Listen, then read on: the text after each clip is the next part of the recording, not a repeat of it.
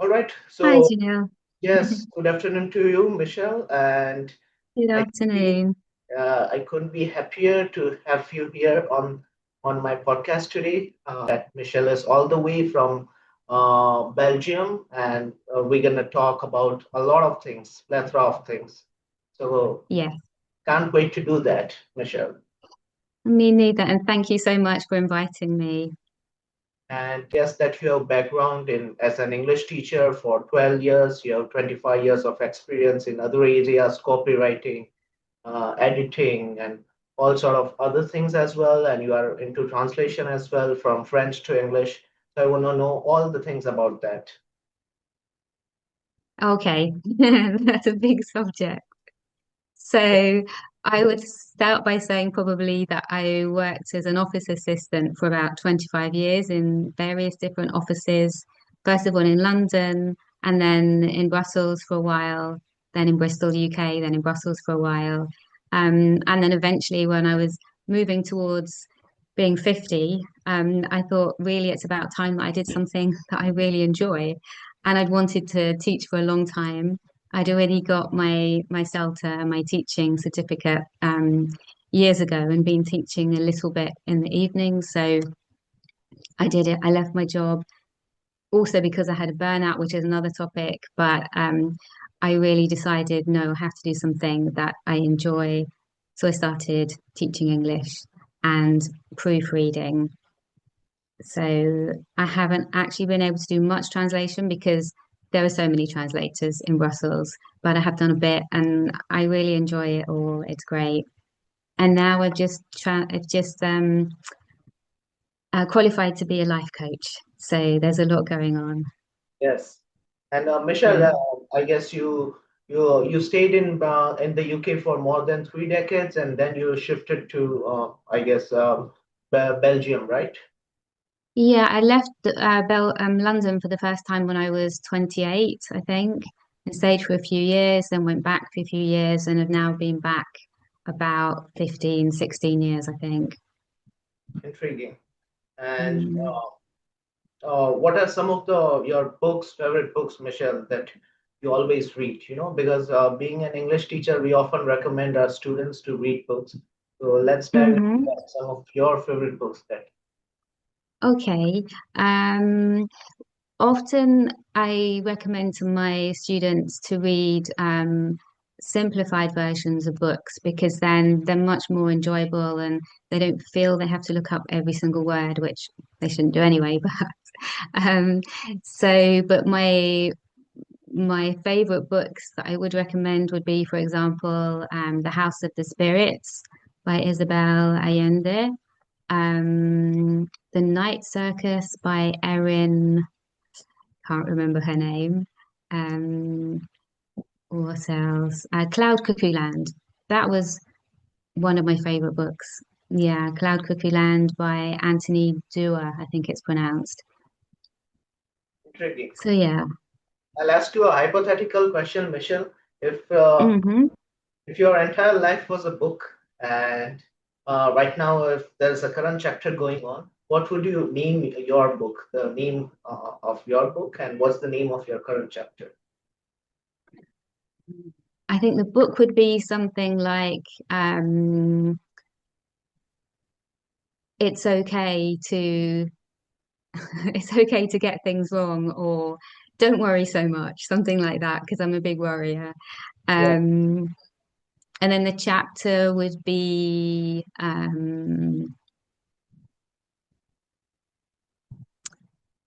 settled in settled in Belgium. settled in Belgium. Wow, nice. Mm. And I know that you got married first time at the age of 49. So Yes. Yeah. I met my husband when I was 44 and I actually given up complete hope I was never going to meet the right person. And a friend of ours invited us both to a dinner party without telling us that the other one was coming because she knew for a fact that I would not have turned up. And then we started going out and moved in together after about a year. And after I think it was 4 years, we finally got, well, not finally, but we got married when I was 49. and it was in the middle of the pandemic. Yeah. So we were only allowed 8 people. Everybody had to be wearing masks. We couldn't have any kind of party afterwards. I mean, we couldn't even congregate with anybody afterwards. We were just standing in the town hall, and an official came over and told us to move on, and that, we really could not stand there and chat. So the day was very functional, but then we went to the beach for a few days, and then a year later we celebrated with family and friends and in different countries. So in the end we had 3 celebrations with different people, but it was all very low key and Mm. it was lovely. Wow. Yeah. That perhaps Mm. might make a good book, this story of yours. Yeah, I actually thought about writing a book once, but then I just, how it is when you start thinking about the past and you think, yeah, I don't really need to be thinking about all this. Let's keep in the now and the future. Mm. And you have a cat Yeah. also, right? If I'm not wrong, you are a cat person. Mm, yeah, an animal person. I really love animals. But of course, for example, it would be lovely to have a dog, but we live in a flat. So we have a cat who basically behaves like a dog, who follows us around and always wants to be with us and sits on our laps all the time. And we got him from a refuge when he was 6. And we've had him now for about 7 years. And when he came to us, he had his one of his ears was really like squashed against his head, and we Oh, never found out. Yeah, we never found out why that was. But he seems quite happy. Apparently, he can hear in both ears. So wow, yeah, nice. yeah. And I know that you are an avid reader, Michelle. You read tons of books, Mm, but sometimes you read Kindle books as well, like books in Kindle. So I want to know, like, mhm. do you recommend my students, the people, to read in Kindle or to have actual books? Like, what's your take on it? I would say if you're traveling, or you only have a small apartment, then a Kindle is great because it's really, for me, it doesn't feel like reading on a screen at all. It's almost like a book. But having said that, ideally, I prefer books, even though they're not very environmentally friendly, because it's all part of the experience of reading, having a book and physically turning those pages and seeing where you are in the book. And yeah, but then usually I just put them in a book box afterwards, or put them in a charity shop or something so that they can keep circulating. Makes sense. Mm, And yeah. what's your favorite genre, Michelle, when it comes to books? Um, it's difficult to say, but I would say mostly um, books about families and generations of families, fantasy. Um, that's it mostly. I used to read quite a lot of chick lit, but now not so much. Now it's more just, yeah, I'm not really sure what to call it, but yeah, what I just said. And probably some other history books as well. I like learning about history. And Michelle, let's Mm. assume that if someone wants to make a movie of yours, like based on your life, your biography kind of thing, so who do you think would Hmm. be the right actress to play the role of yours? Uh, I would love for Saoirse Ronan to play me. Hmm. I really admire her as an actress. She's so diverse, and when she does accents, her accents are just perfect. You can't really tell that she doesn't actually come from that place. So yeah, I guess she would be my choice. But I can't imagine there ever being a film about me. But yeah, it's nice to think about. What about you? Uh, wow. Okay. If I tell you honestly, I'm really into like I admire the actors that are like Tom Cruise is one of my favorite actors, and Jason Hmm. Sylvester Stallone. But in terms of resemblance, I don't think any of them are near to me or I'm near to them. So Mm. yeah, based on I guess who do you think would be the right actor? if someone wants to be like in terms of physical wise, because I'm not muscular as they are. Yeah. Physical wise, I have no idea. And but there are a lot of I, actors who are muscular and yeah. Michelle, I got it. It's gonna be Daniel Radcliffe. I guess that guy can Ah, be yeah. yeah. Mm-hmm. I can see that. Yeah. Yeah. And Maybe one day. what about films? Yeah, as we are talking about films, Michelle, Mm-hmm. what are some of the films that you can watch a lot of times and Mm-hmm. never get tired of? Um, a film that I've already watched a couple of times is a film called Pride, and it's about the gay community in the 80s helping out the miners during the strike. And it's about those two communities and differences between people and really being yourself. It's got lovely characters in it, really interesting characters. And it's just a really great story. It's a mixture of really sad, really sometimes things that happened in it made me really angry. And it was very sad at the end, but it's just a really, really great story with great characters. That's probably my favorite book, film. Recently, like from this, I was watching a podcast, and recently I came to know the entire full form of LGBTQ. Uh, Mm-hmm. I was not aware about that. Like L stands Oh, for okay. lesbian, then B for bisexual, G for gay, then LGBT, Mm-hmm. T for gender, Q for queer or queer. Queer, yeah. Queer. Mm-hmm. Yeah. And then sometimes it goes on to plus something, but honestly, I should know and I don't. Mm, But yeah. But it's always really interesting to read a book or watch a film about people who are just different from you in whatever way, so that you're not just watching films or reading books about people who are similar to you and situations. You really learn something about other people and how they feel and how they deal with things, and in a way, it's better than watching the news, because when you watch the news, there are so many terrible things, and I worry so much about the state of the world that often I don't watch the news. I just try to keep up with more or less what's happening. But you can also learn a lot from reading non-fiction as well. definitely. And speaking of that, Mm. which is your favorite non-fiction book, Michelle? Um, my favorite one is probably Black and British by David, and I may not pronounce this properly. I think it's Olusoga, and it's all about the history of Black people in Britain. And when I read it, I was just horrified at how little I knew about Black people in history.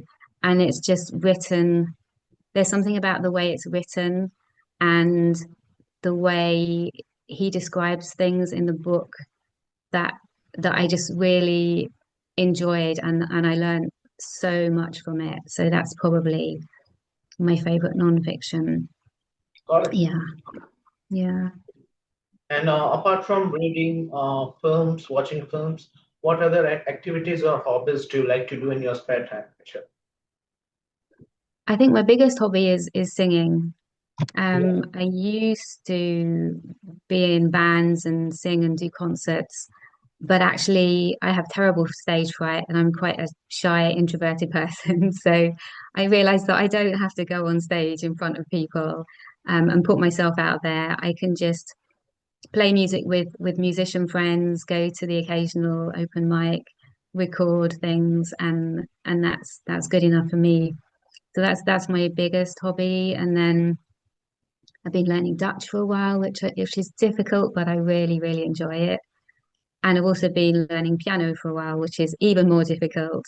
Um, and I haven't really got very far. I'm still on grade one probably, but it's so nice to look at music and be able to play two two hands and two different musical clefs at once, because I could never do that when I tried as a child. So even that feels like a really a real achievement.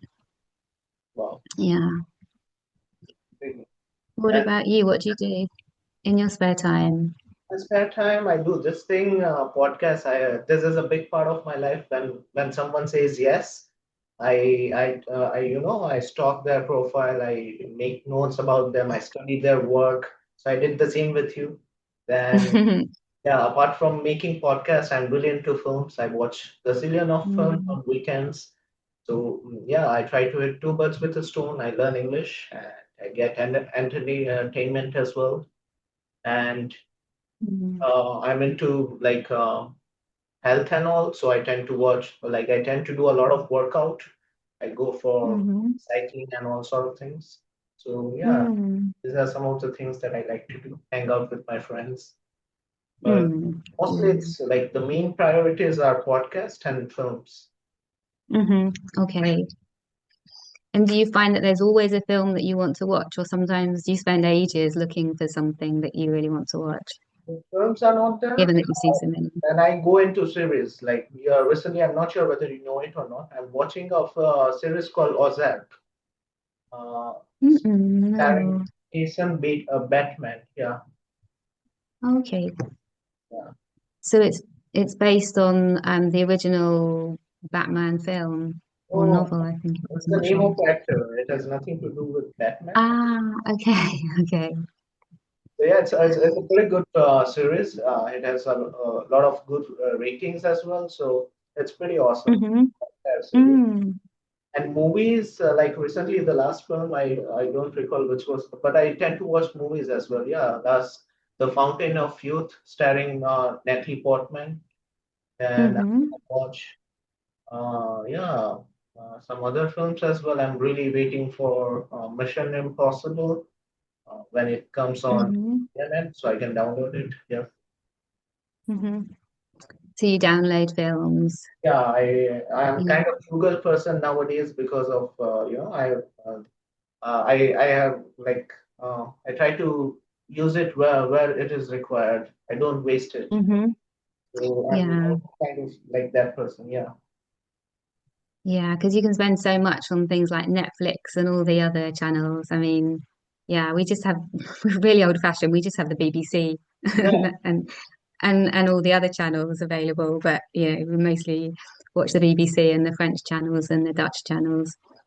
You're also Yeah. learning Dutch as well, right? Like in Belgium, Mm. like there's a lot of people who speak Dutch, I guess, compared to French. Yeah, I think more or less 60% of the people in Belgium speak Dutch. It's not exactly the same as the Netherlands Dutch. It's got a softer accent and there are quite a few differences in vocabulary. And then the French, about 40%. And again, it's a little bit different to the French in France. Different accents and quite often some different vocabulary. But yeah, so to go back to Dutch, yes, I'm learning Dutch Interesting. because eventually my husband and I would like to move to Flanders, and that's all Dutch speaking. So Okay. yeah, And yeah. as you work as an English teacher, Michelle, like Hmm. what's the significance of English in Belgium? What's the what for English? I didn't hear you. What's the significance of English in Belgium? Ah, okay. Um, it's quite important. It's very important in Brussels because you've got the European Commission and the European Parliament here, and there are a lot of expats, and often the language between everybody is English. So it is very important here. In anywhere else in Belgium, not so much. In Wallonia, people speak French, and in Flanders, people speak Dutch, usually Flemish, um, and but usually very good English, particularly in Flanders. But yeah, it's not so important. It's a nice to have, but it's not necessary at all. And then there's a little region down in the south of Belgium, if I've got it correctly, that speak German. Okay. Wow. Mm. If a person ever wants to come to Belgium, then he or she has Hmm. to learn the native languages, right? Dutch or French. A person Yeah, survive merely on English, I guess. yeah, definitely. It's you're okay. You can get by in Brussels if you just speak English, but it's more difficult to get a job. And also, I don't know, I would never recommend going to another country and not learning the language because it's so important for getting to know people and culture and so many other things. Um, but yes, if you come to Brussels, it's best to know some French already. Wallonia, definitely speaking French, and Flanders, Dutch. Yeah. Mm. How was the transition, Michelle, as you spent entirely your life in UK and then you had to go to Belgium. So how was at that time? What Mm. was your mindset? What kind of things you were wondering about? Um, the main reason that I went originally was because I'd studied French at university and then I'd worked for 5 years in a whole food warehouse, which was great. It was one of the best times of my life. The people were lovely, the work was interesting, but I wasn't really using my French. And I knew at that point that if I didn't go somewhere French speaking, I would start to lose it. So I didn't want to go to Paris because Paris is just, for me, too much like London, too busy, too stressful. So I ended up going to a law firm in Brussels. And actually, it was like going from, they were just worlds apart. The organic whole food warehouse was just so lovely, and it was like being with your family. And when I went to this big law firm, I stuck out like a sore thumb. I just didn't know how to behave, what to do. There was way too much for me for me to do, really, and for me to I just panicked and I just didn't fit in at all. So I left after a year. But then I stayed here because by then I'd made friends and I liked it here and got another job and continued from there. But it was really difficult to move countries, and I think it for me, it always is because you don't know anybody and you have to find out just simple things like where's the supermarket, um, where can I get this done, where can I get that done. I would say it takes a good year or so to feel settled and make friends, but I really am glad that I came to Brussels because I've had so many obviously very bad experiences too, but also very good experiences and met lovely people and I met my husband here. So yeah, Wow. it's I like being here now. Mm. And you talk about stress. Uh, Mm. how do you personally deal with stress, burnouts, all sort of things, Michelle? Mm. Well, nowadays with stress, I try not to put too many things on one day. I can generally, I don't do lessons back to back, for example, because I really want time to sit down and plan those lessons properly, um, and tailor them to the student because usually it's just one student or with the group. Yeah, again, I need time. And so, yeah, I try not to put too much into one day. I try to make sure I have lots of time at home or with my friends. But if I'm in a situation where I feel really stressed, the only thing that works for me really is to breathe slowly, Oh, um, and to remind myself that I'm doing okay.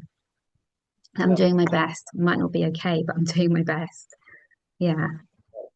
But in terms of burnout, that was just after years and years of working in offices, um, and having for me the office atmosphere was generally expected to do too much too quickly. And I suppose I'm a perfectionist and I like to do things right and take my time. And that kind of personality doesn't really work nowadays in an office at all. So that was what led to the burnout, just trying for years and years to fit in and to be the kind of person that I wasn't really. So, yeah. I guess you were a square peg in a round hole. Yeah, exactly. I've noticed that you use a lot of idioms, and it's really great. I haven't heard so many in a long time, and you're reminding me of some as well, Really? actually. Yeah, I can't think of anything, but yeah, yeah, yeah. it's great. As I've been teaching for like 7 years, idioms and words, and I often try to learn and to express it in different way. So Mm, like I have like all over my room there are posters and there are words of English idioms everywhere. So hmm I'm really into that kind of thing. And when it comes to teaching, I'm kind of like old school. I curate hmm my own materials. I write it down in my notebooks. So far, I have curated 4 notebooks, and from that only I impart the knowledge.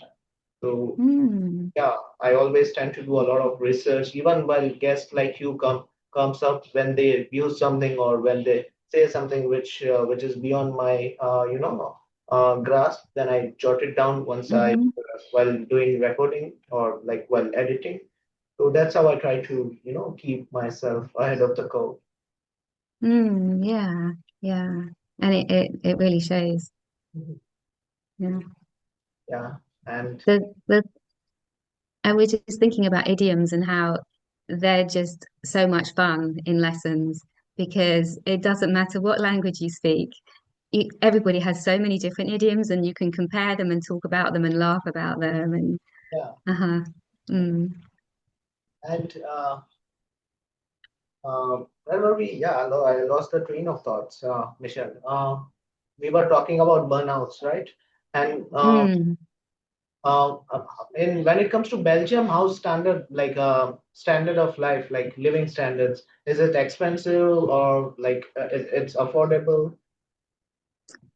Um, it's not as expensive as, again, comparing London and Paris. There are food in supermarkets is more expensive than, say, somewhere like Germany. Food and electrical goods are cheaper. Um, but it's not too bad if you're working.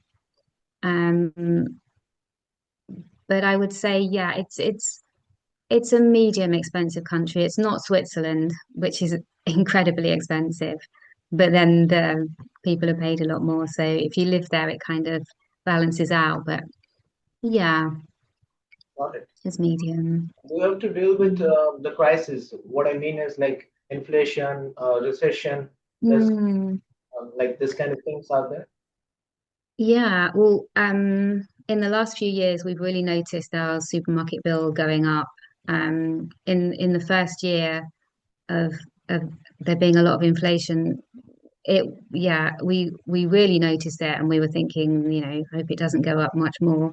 Um, but yeah, so I think everything has generally become more expensive than it usually would have done. Yeah. Got it. Mm, Okay. yeah. And what about in India? No, it's pretty terrible if I tell you honestly, because of over Mm, population. Then there is job crisis, inflation is mm, always going up. If like for us, petrol is a big thing. So if the price of petrol increases, the price of every other things it escalates. Be it milk, be mm. it any sort of things, vegetables. So yeah, it can be challenging, and that's why I have developed this frugal mindset where I only spend the money where I'm supposed to, not on futile things. So yeah, Yeah. it's pretty terrible, and sometimes it's hard to make the ends meet. And Mm, so specifically for the people who don't have their own houses, it can be challenging to pay the rent and all. Um, yeah, so mm, it's pretty terrible, I would say that. mm. I mean, I hear about the streets in India, um, and I've always, yeah, it's shocking, but I wondered about people who are lucky enough to have a place to live, and but it sounds like, yeah, that's pretty difficult as well. Yeah. India surpassed China in terms of population. So yeah, that's not a good thing. I Wow. would say that. Yeah, No. that's pretty Hmm. miserable. But Yeah, it's all right, I guess. And what about currency, Michelle? What's the currency Hmm. of Belgium? The currency is the euro, like most of Europe. And I've actually got some here to show you if it works. Yeah, nice. Um, Please do. if you can actually see it. So that's a €5 Mhm. note Wow, at one side and the other side. intriguing. Um, and What was then the monument on that, Michelle?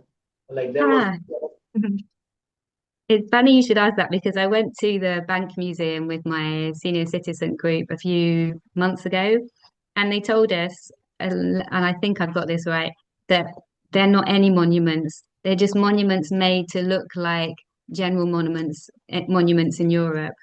Okay, So as not to offend anybody, they're just made up, okay, which is really got it. interesting. Wow. Hmm. Because it's true, when I look at them, I do think that reminds me of somewhere, but actually, so yeah, that's the other side. And then the €2 coin is like this. That is two euro. Yeah, that's €2. And then the €1 is that one there. So it's smaller and but the same kind of Hmm. design, but the other way around. And then I'll just show you the 5 cent coin. Hmm. So the ones under 10 are kind of coppery, Got and the it. rest are, yeah, silver, silver and copper. Intriguing. Yeah. Nice. Great. And Mm. one more hypothetical question, Michelle. I'm not Mm-hmm. sure whether it's your thing or not, but as I told you, I'm a big movie buff. So, Mm-hmm. if zombie comes to Earth, how would you save yourself and your husband from zombie attack? No idea. Um, I guess I wouldn't be able to. I mean, I can't think of any way, anything that would make me different from anyone else in terms of escaping. I guess maybe try to get as far away as possible. Um, yeah, but hopefully that will never happen. But there are other dangers that I worry about that might happen. So, but yeah, I haven't thought of an escape plan yet. Maybe I should. Yeah. And And what about you? So what would you do if zombies? like I keep on telling you this thing. I would gather all the weapons, like all the guns and all sort of machetes, knives, and all sort of things. I would hand it to Mm-hmm. my parents, and I would also keep it with myself. And I would like try to build up something that can cover up my house or something. And when home Mm. zombie comes, I would shoot them. Yeah, that kind of plan. So you would definitely defend yourself. Yeah, definitely. Yeah. Yeah. Mm. And before we call it a day, Michelle, what sort of Mm. advice for the English learners, as you are an English teacher, what sort of advice would Mm. you like to give who are on the journey of learning English? I would say to take it slowly and to, if you're finding it difficult, don't give up too quickly because things are often difficult when you start them. Um, and just persevere and be kind to yourself. Don't keep thinking, oh, why can't I remember this? Um, just be curious and take your time. Find a teacher if you can that who you really like. Don't be afraid to ask your teacher, could we do more of this? Could we do less of that? Um, and listen to watch films, listen to the radio or the television, read books, and try to speak with native speakers or people like you who are English teachers and speak really good English. And yeah, and keep going. Definitely. And Michelle, there is a thing that I guess it would better if you clarified. A lot of people subscribe to the idea that there are courses nowadays. Learn English in three Mm. months. You'll get become fluent in 3 or 4 months. Do you think that kind of thing exists? Is it possible? I think it.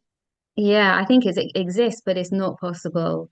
I think you can maybe cram in a lot in that time, but whether you would be able to use it when you come out of that is another matter. And then also there would be so much more to learn because there's always more to learn. Definitely. Yeah. And on that note, Yeah. thank you from the bottom of my heart for being a part of this podcast. It really means a lot to me. And we're gonna catch up soon with different topics, different ideas. Yeah. And take care of yourself. You too. And really thank you so much. I'm quite honored that you asked me to do this podcast. So thank you. It's good to have you here. I was really happy. Take care. You too.